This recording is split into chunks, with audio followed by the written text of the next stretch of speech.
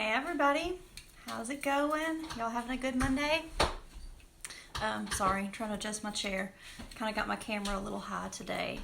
Oh, I guess I need to turn my light on too. Let's see. Oh, that's really bright. Okay, I got a new light, y'all. So, it's really bright. It may be a little too bright. So anyway, I'm going to mess with it and kind of move it around a little bit. And before we get started, kind of waiting for people to hop on. And if you do hop on, catch it live, y'all say hi down below. Let us know that you're here. And we want to know where everyone's coming from. So today we're going to talk about, man, that's bright. Sorry, y'all. I got new equipment and I don't really know how to use it yet. Okay, so today I would like to talk about time management and setting boundaries in your handmade business. Something that I struggle with as a maker and a creative, and so I know I'm not the only one. Time management, y'all, it's huge. And if you're a creative person, your brain fires all the time. It's just ping, ping, ping, ping, ping, you know. Ooh, look at that, look at that, look at that. My family, they holler squirrel at me all the time because I get so easily distracted. Even, you know, mid-conversation, it's just boom, the other direction. And so that's kind of become just a family thing for us. But I know I'm not the only one. So I thought I would address that today for Maker Monday, and this would be mostly for those of you that have a handmade business and you probably run it out of your home. And that's a blessing, and it also has some challenges that come with that. So I'd like to talk about that today and just give you a few things that I have found work well for me. And these are things that I have to implement over and over in my business. Because of squirrel, you know, opposite direction, I get easily distracted and I forget to do these things. So having to constantly remind myself is something that I think we all struggle with, or that I know I do. And so I found that making myself notes tends to help a little also. Hey Tammy, good morning. How are you, girl? I know it's a little earlier over there on the West Coast for y'all, but so today, again, Tammy, if you're just now here, we're going to talk about time management, and this is for your handmade business, and especially for those of you that work from home. Again, it's a blessing, and it can also be a challenge. So what I found works best for me for setting some time limits and helping me with my time management issues is to, this is something I learned back in my mid-20s. Most of you probably don't know this, just my family, but I was a consultant with Mary Kay Cosmetics in my mid-20s, and I love the company and I love their products, and the one thing that has really stuck with me that we learned back then as a new consultant is make yourself a 5 most important things list. And you make one for your family, your home, and you make one for your business. And you do that every evening. And if you need to set yourself an alarm to do that, do that. Set it on your phone, name it 5 most important things. And so, you know, in this list, you think of, obviously, the 5 most important things you need to do tomorrow for your home, for your family. So if your son has a doctor appointment, if you need to cook, bake cookies for a fundraiser, or you know, whatever it is, you need to hit the laundry tomorrow, whatever it is, write those 5 things down and kind of figure out how much time they take, or when is the best time of day to do them. You know, of course your doctor's appointment is going to be scheduled for a certain time, so you kind of have to work around that sometimes. But then set a 5 most important things list for your business. Hey Karen, I'm glad you're here too. And Tammy, I'm glad you need this because I have needed it so much lately. Adding a second workshop on has really kind of had my wheels going crazy and my mind kind of pinging everywhere. And Tammy, you've been in my workshop, so you know how my brain pings, and I know I'm not the only one. But I've really had to go, oh yeah, 5 most important things, start over, slow down and do this. And if you do it in the afternoon or the evening, it sets your pace for the next day. So get yourself a notebook. These they're cheap right now because school supplies are out. These are like 50 cents, 2 for $1 at Walmart. And so I got like 4 of them, and label them, what you need it for, your 5 most important things list, or I have, my beginner workshop, my intermediate workshop, whatever it is that you need. Get yourself those notebooks and write those down in there, your 5 most important things for your family and your business. My second tip is the next day when you have your list, that's basically your schedule, and that schedule is your boss. And that's a hard thing to comprehend or accept, because when you are in business for yourself, you are the boss. But the thing is, you've got to be this boss, and then here's your schedule, and then here's you, also the worker bee. So, every level of you answers to the next one. So you've got to put on that top boss hat, that CEO hat, or that manager hat, and make yourself that schedule, and that becomes your boss for the day. That becomes the person above you that says, I need you to get 10 pair of earrings made today, okay? And you've got 2 hours to do it. So set yourself a timer, and you can, y'all look at this old school clock. How cute is this? This was my grandmother's, my Mama Bobby, who is Pearl in Faith and Pearl. That was a nickname for her. And tomorrow would be her birthday. So I just saw the little clock and thought of her, and the clock also made me think of time management and all this other stuff. So this little guy has kind of been my inspiration for this post. And while we're on the subject of birthdays, y'all, today is my daddy's birthday. He's 67 today, and I don't know if he won't care me telling y'all that.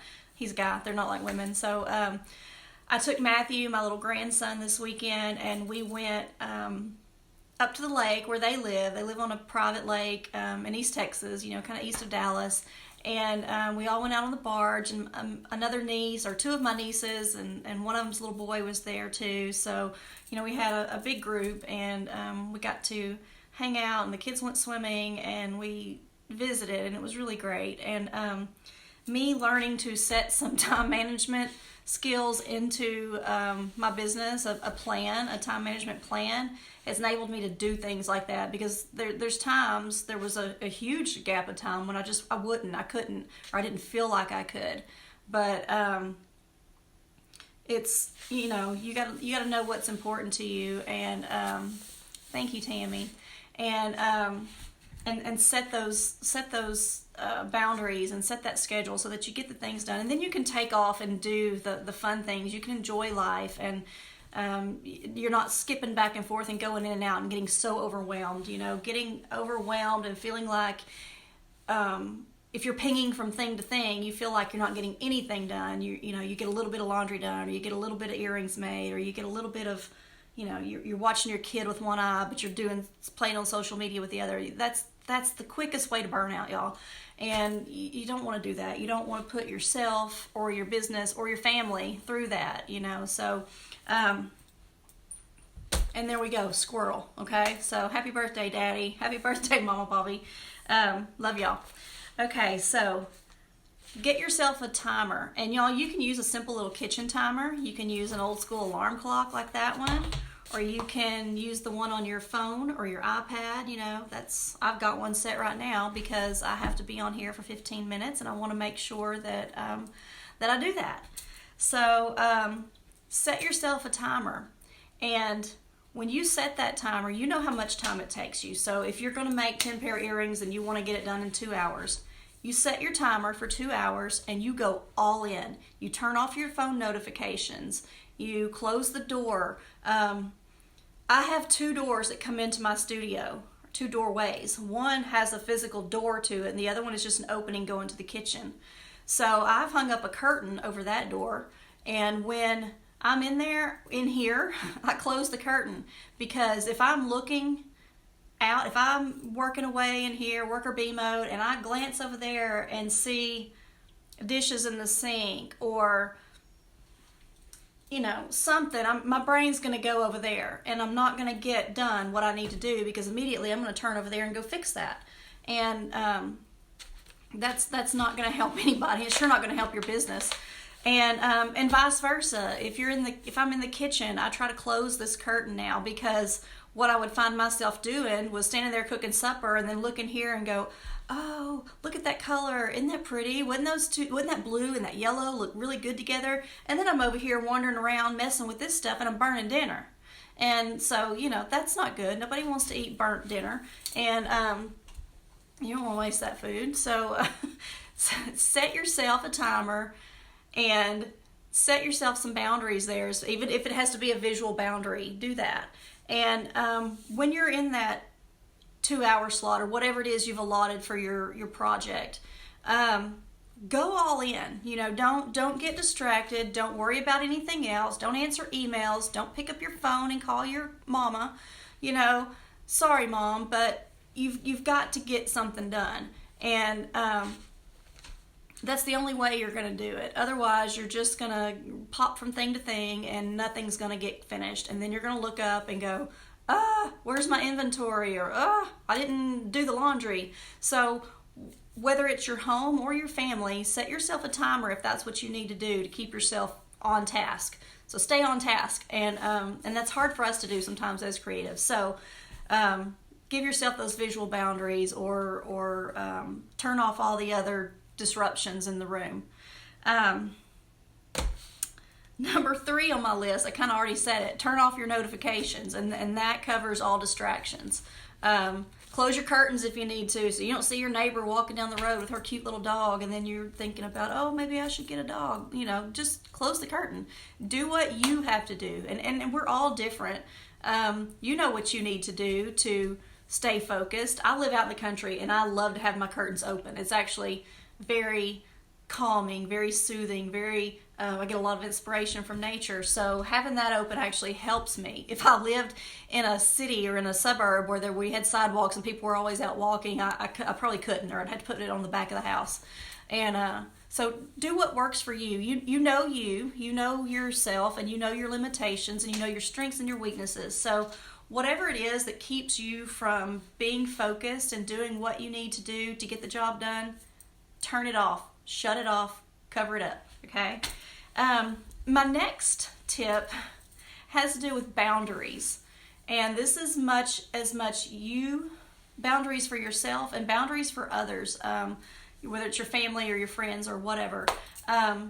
If you work from home, there tends to be this notion that you're on call 24/7. That whatever needs to be done, someone else can call you because you're at home.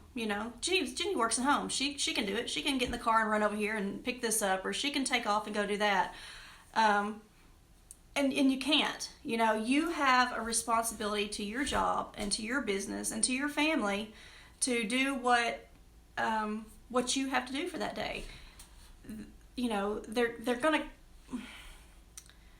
And I don't know how to say this without sounding totally rude and probably ticking off some people that I love dearly, but you're not on call 24/7, and you cannot allow your people to treat you that way.